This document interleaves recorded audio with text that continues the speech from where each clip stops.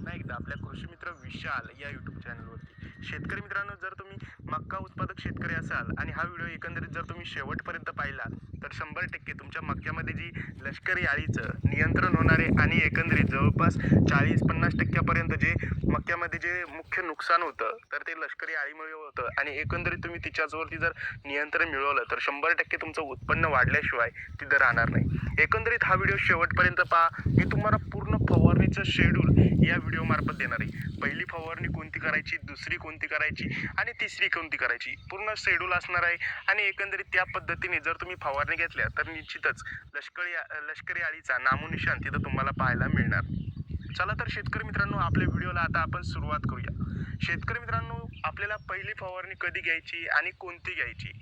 मित्रांनो, ज्यावेळेस आपल्या मक्यावरती लष्करी अळीचा भलेही प्रादुर्भाव नसला तरी चालेल, परंतु पहिली फवारणी आपल्याला 25-30 दिवसाच्या आसपास घेणं तिथं अनिवार्य आहे, कंपल्सरी आहे.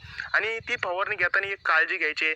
पूर्णपणे जी मक्याचा पोंगा राहतो पहा, तर त्या पोंग्यामध्ये आपल्याला ती फवारणी करणं गरजेचं आहे. असं डायरेक्ट साईडला पानावरती फवारणी न करता पूर्णपणे पोंग्यामध्ये औषध जाणं तिथं गरजेचं आहे. तर या फवारणीमध्ये आपण पहिलं जे प्रोडक्ट आहे सर्वात महत्त्वाचं इमामॅक्टिन बेन्झोएट 5% हा घटक असलेलं तुम्ही जे एंडोफिल कंपनीचं ओलॅक्स नावाने जे एक प्रोडक्ट येतं तर याचा पहिल्या फवारणीमध्ये वापर करणं गरजेचं आहे. आणि याच्याच सोबत जे एंडोफिल कंपनीचं रेमॉन या नावाने एक प्रोडक्ट येतं. मित्रांनो, पहिल्या फवारणीमध्ये ओलॅक्स प्लस रेमॉन या नावाचं जे अळीनाशक आहे तर यांची तुम्ही पहिल्या फवारणीमध्ये जर वापर केला तर निश्चितच खूप चांगल्या प्रकारे तुम्हाला तिथं रिझल्ट पाहायला मिळेल. आता याचं प्रमाण किती वापरायचं आहे? प्रति 20 लिटरच्या पंपसाठी आपल्याला जे ओलॅक्स आहे तर याचं प्रमाण आपल्याला 10 ते 12 ग्रॅम वापरणं गरजेचं आहे. आणि त्याच्यासोबतच शेतकरी मित्रांनो, जे आपल्याला रेमॉन नावाने एक कीटकनाशक येतं तर याचं 20 लिटरच्या पंपसाठी आपल्याला 20 मिली रेमॉन या कीटकनाशकाचं प्रमाण तिथं वापरणं खूप गरजेचं आहे. हे झालं पहिली फवारणी. आता प्रश्न येतो दुसऱ्या फवारणीचा. आपण दुसरी फवारणी बऱ्यापैकी पहिली फवारणी 25-30 दिवसाच्या आसपास घ्या, दुसरी फवारणी 40, 45, 50 दिवसापर्यंत तुम्ही दुसरी फवारणी तिथं करून घेणं खूप गरजेचं आहे. भलेही तुमच्या मक्यावरती तिथं अळीचा प्रादुर्भाव दिसला नाही तरी चालेल. दुसऱ्या फवारणीमध्ये तुम्ही जे गार्डा केमिकल कंपनीचं हामला या नावाने एक कीटकनाशक येतं, अळीनाशक येतं. याच्यामध्ये शेतकरी मित्रांनो chlorpyrifos plus cypermethrin gas poison plus एक कीटकनाशक आहे. आणि याच्यासोबत आपल्याला जे ओलॅक्स येतं तर हाच प्रोडक्ट तुम्ही दुसऱ्या फवारणीमध्ये सुद्धा वापरू शकता. मित्रांनो, मी तुम्हाला ओलॅक्स का सांगतोय? अतिशय कमी खर्चामध्ये इमामॅक्टिन बेन्झोएट 5% हा जो घटक असलेलं स्पेशली अळीनाशक खूप सुंदर आपल्याला याचा रिझल्ट पाहायला मिळतोय.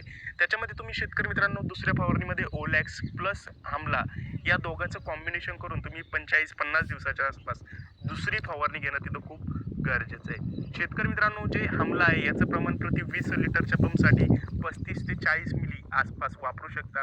आणि जे ओलॅक्स आहे याचं 10 ते 12 ग्रॅम प्रति 20 लिटरच्या पंपसाठी तुम्ही तिथं फवारणीमध्ये वापरू शकता. मित्रांनो, हे झाले पहिले 2 फवारण्या. आता याच्यानंतर तिसरी फवारणी 60, 65, 70 दिवसाच्या आसपास आपल्याला तिसरी फवारणी घ्यायची. आता बाबा, तिसऱ्या फवारणीमध्ये तुम्हाला एकदम चांगले महागडे मॉलिक्यूल सांगणारे 100% अळीनाशक आहे. याच्यामध्ये तुम्ही FMC कंपनीचं कोरेजन वापरू शकता, किंवा शेतकरी मित्रांनो जे तुम्ही सिजंटा कंपनीचं ॲम्प्लिगो वापरू शकता, किंवा शेतकरी मित्रांनो बायर कंपनीचं जे फेम नावाने एक कीटकनाशक येतं, अळीनाशक येतं, तर याचा देखील वापर तुम्ही या फवारणीमध्ये म्हणजे शेवटच्या आणि तिसऱ्या फवारणीमध्ये करणं खूप गरजेचं आहे. शेतकरी मित्रांनो, एकंदरीत तुम्ही अशा प्रकारे पूर्ण शेड्यूल जर तुमच्या मक्या पिकासाठी जर तिथं फॉलो केलं तर निश्चितच तुम्हाला खूप सुंदर तिथं रिझल्ट पाहायला मिळणार आहे. आणि एकंदरीत तुमच्या मक्यामध्ये जी लष्करी अळी असते तर तिचं 100% तिथं नियंत्रण किंवा कंट्रोल झालेलं आपल्याला पाहायला मिळेल. तर धन्यवाद शेतकरी मित्रांनो, पूर्ण व्हिडिओ पाहिल्याबद्दल. व्हिडिओ पाहून माहिती दिलेली आवडली असेल तर चॅनलला सबस्क्राईब करून घ्या आणि हा व्हिडिओ इतर जे आपले शेतकरी मित्र असतील तर त्यांच्यापर्यंत जास्तीत जास्त शेअर करा.